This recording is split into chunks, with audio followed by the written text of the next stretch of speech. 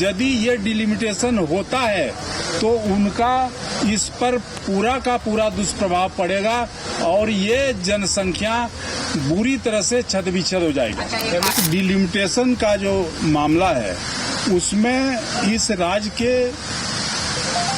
3-4 विधानसभा और 1 पार्लियामेंट का सीट घटने जा रहा है। इस बार भी डिलिमिटेशन कमीशन हुआ था ना, अरे क्यों छोड़ दिया? हम लोगों ने उनके पास गया राष्ट्र। विधानसभा सत्र के दौरान हेमलाल मुर्मू ने कहा कि सरना कोड डिलिस्टिंग और जातीय जनगणना पर बातचीत हुई। यही नहीं, उन्होंने कहा कि भारतीय जनता पार्टी चाहती नहीं है कि सरना कोड लागू हो। यही नहीं, भारतीय जनता पार्टी के साथ साथ आरएसएस को भी उन्होंने आड़े हाथों लिया। उन्होंने कहा आरएसएस के प्रमुख यहाँ आए थे। आने के बाद उन्होंने धर्म कोड पर बात नहीं की, बल्कि आरएसएस के एजेंडा को यहाँ पर दर्शाया। इसके अलावा हेमलाल मुर्मू ने क्या कहा, आइए एक नजर डाल लेते हैं। राज्य सरकार विधानसभा से चाहे वो सरना कोड का मामला हो, इन्होंने पारित करा करके भेजा। अब भारतीय जनता पार्टी नीति केंद्र सरकार का नियत अच्छा नहीं है, क्योंकि वो धर्म कोड के मामले में पिछले दिनों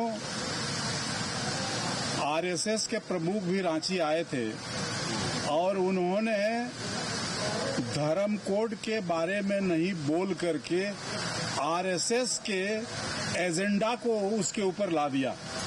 इसीलिए ऐसा नहीं लगता कि वो उस पर वो गंभीर है। भारतीय जनता पार्टी गंभीर नहीं है। अब सवाल जहां तक है डिलिमिटेशन का, तो डिलिमिटेशन का अभी तो चर्चाएं हो रही हैं कि पार्लियामेंट में ये लाएगा बिल और झारखंड का जो सीट है उसको बढ़ाएगा, इस ढंग का चर्चा है। लेकिन जहां तक डिलिमिटेशन का जो मामला है उसमें इस राज्य के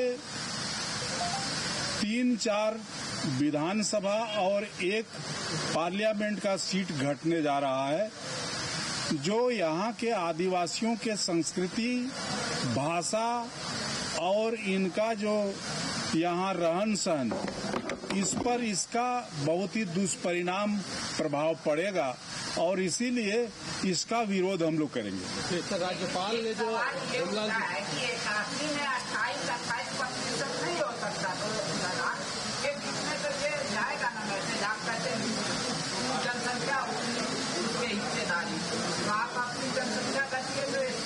पिछले बार भी डिलिमिटेशन कमीशन हुआ था ना, अरे क्यों छोड़ दिया? हम लोगों ने उनके पास गया, राष्ट्रपति के पास, प्रधानमंत्री के पास, और उनको ये बात समझाया कि चूंकि वो राज्य आदिवासियों के रहन सहन, आदिवासियों के संस्कृति, आदिवासियों के भाषा को बचाने के लिए ही बना है और इसलिए यदि ये डिलिमिटेशन होता है तो उनका इस पर पूरा का पूरा दुष्प्रभाव पड़ेगा और ये जनसंख्या बुरी तरह से छद-विछद हो जाएगी। हेमलाल जी, राज्यपाल जी ने अभिभाषण दिया, राज्य में राज्यपाल ने अभिभाषण दिया, क्या लगा उस अभिभाषण को? क्योंकि विरोधी कह रहे हैं कि जो सरकार काम कर रही है बिल्कुल कुछ नहीं, उससे अलग। राज्यपाल से झूठ पढ़वा दिया। चलिए, उस पर मेरा ही पहला भाषण है, इसलिए आप लोग सुनेंगे। क्या आपको लगा? समझे ना? बीजेपी में भी रहे, हेमलाल जी राज्यपाल के हेमंत जी ने थोड़ा सॉफ्ट कॉर्नर दिखाया है केंद्र के प्रति। आपकी क्या राय है? सिर्फ व्यक्तिगत आपकी राय क्या है? कौन ची सॉफ्ट कॉर्नर दिखाया? केंद्र के प्रति सॉफ्ट कॉर्नर बड़ा भाई कहा है। पहले कहते थे तानाशाह है, सिर्फ बोलते हैं सुनते नहीं है। तो ये परिवर्तन हृदय क्यों हो रहा है? ये बात उन्हीं से पूछ लीजिए, हम उस पर कुछ नहीं जवाब देंगे।